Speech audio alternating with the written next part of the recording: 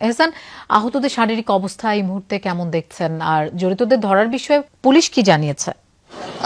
আহত দুইজনের একজনের শরীরে 4টা গুলি লেগেছে, মাথায় সহ 4টা গুলি, আরেকজনের শরীরে 2টা গুলি।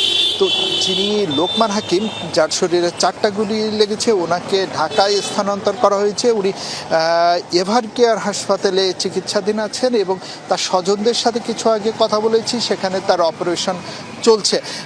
অন্যদিকে আলম নামে আরেকজন, যার 2টা গুলি লেগেছে, উনি খুলনা মেডিকেল কলেজ হাসপাতালে চিকিৎসাধীন আছেন।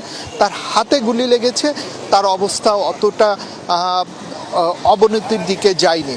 সুতরাং মানে এখন পর্যন্ত যা জানা যাচ্ছে, কারোর শারীরিক অবস্থা কোনো মারাত্মক বা খারাপের দিকে যায়নি।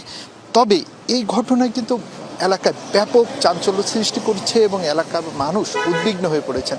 বিশেষ করে তারা এই এলাকার মানুষ বলতে চাচ্ছেন যে এই এলাকায় তার কোনো শত্রু ছিল না, কোনো ব্যবসায়িকভাবে অন্য কোনো ছিল না।